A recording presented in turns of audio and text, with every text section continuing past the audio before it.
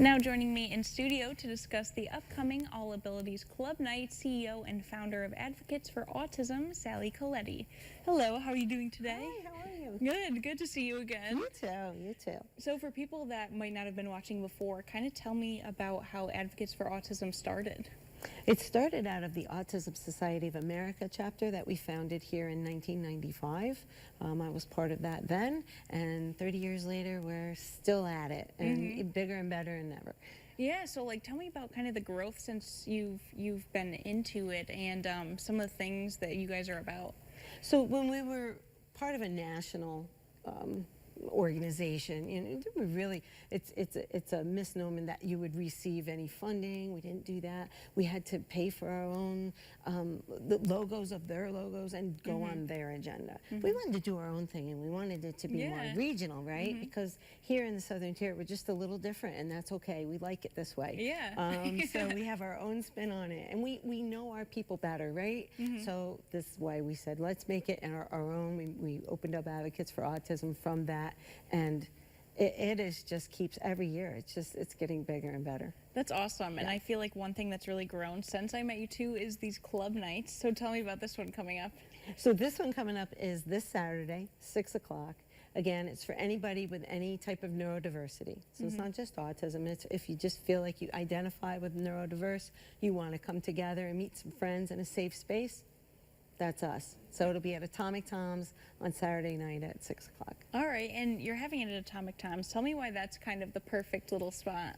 We ended up getting Atomic Tom's through a friend who's part of our organization, and said, just try it out, you know, and I said, okay, we'll the first one was just a really kind of an experiment. But when you walk into Tom's, you're going into a bar, you're in downtown Binghamton, which is important. That's the whole idea behind this, is to go downtown, just like the students do, just like many of us have done when we turned 21, and go to Tom's. And when you walk in, there's something about the atmosphere there. It's an older building. It's got a lot of cool character.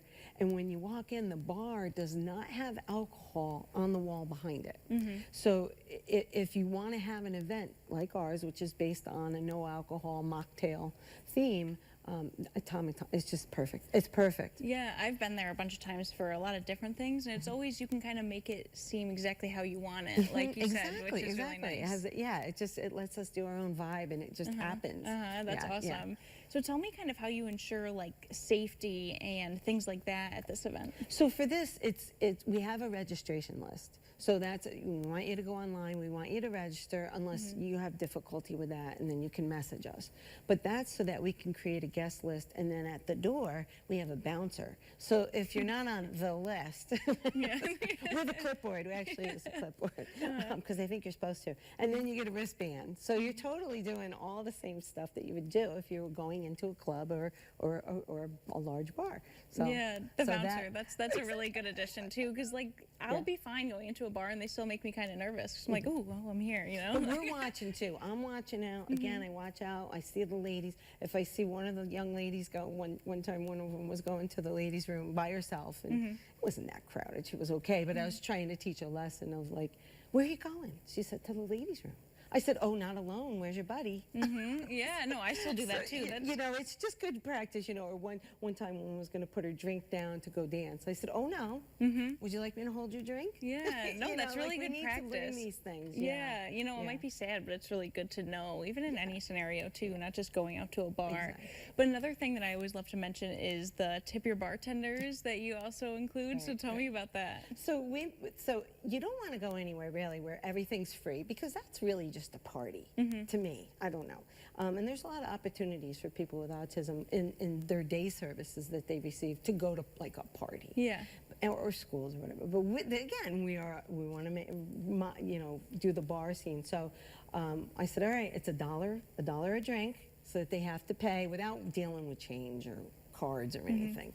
And then we have the bartender put out the pitcher, and then I say, okay, now you tip your bartender. Tip him a buck. You know? No, that's such good practice. I think that's so cute too. It is. It is. I love and that. the bartender, they're just great people there at Atomic Tom's. We love them. Yeah, and to, help run your organization and do all these fun things, you have fundraisers. You have one in April. So kind of, I'll see you again before then. Yeah, I'll drag you back, but tell me a little sneak peek for that. So those fundraisers are what pays for things like this.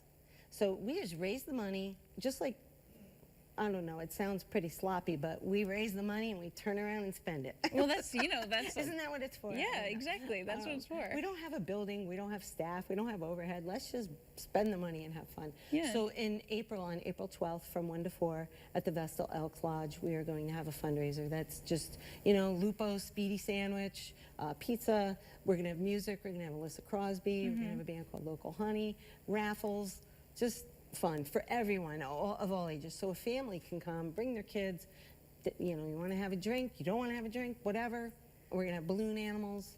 Oh, So okay, it'll be, cool. Yeah, something. There's just a bunch of things thrown just together. To walk around It's perfect. and just talk to each other and have a good time. Right? Blow off some steam. Yeah, awesome. So for your organization too, and going back to the club nights, you mentioned the BU girls lacrosse team, right? Do they help out? They are an integral. I mean, we schedule them around their, Yeah. schedule. So they are in season. They have been practicing. They've had a few games, but they are going to be there. They have to be there. They're like it's just our squad. No, that's awesome. And then now we're hearing that there are some athletes from some other teams that have been coming up, and they've been asking us to, can we do it too? Oh, that's Of course, awesome. if you're hearing this and yes, please come. Please come and be a part of it. Okay, well, Yeah. if people want to become part of it or Yeah. anything, want more information, where can they find that? They could go to our website or Facebook. Yeah. Okay, perfect. Well, Sally, thank you so much. It was so good to see you again. All right, you And too. Yes, good luck at your club night. Have fun. Thank you. Thank you. For those of you who might have missed those details, Advocates for Autism is hosting the All Abilities Club Night on Saturday, February 22nd from 6 p.m. to 9 p.m. at Atomic Tom's located at 196 State Street in Binghamton.